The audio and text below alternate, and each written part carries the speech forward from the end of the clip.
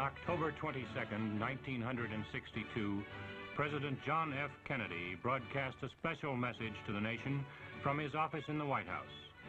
Here is President Kennedy as he delivered that message, bearing on recent events in Cuba.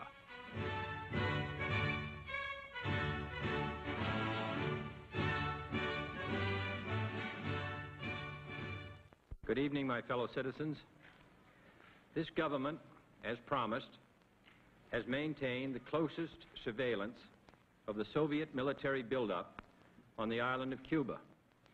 Within the past week, unmistakable evidence has established the fact that a series of offensive missile sites is now in preparation on that imprisoned island. The purpose of these bases can be none other than to provide a nuclear strike capability against the Western Hemisphere. Así entendemos los revolucionarios cubanos nuestro deber internacionalista. Así entiende nuestro pueblo sus deberes, porque entiende que el enemigo es uno, el mismo que nos ataca a nosotros en nuestras costas y en nuestras tierras, el mismo que ataca a los demás.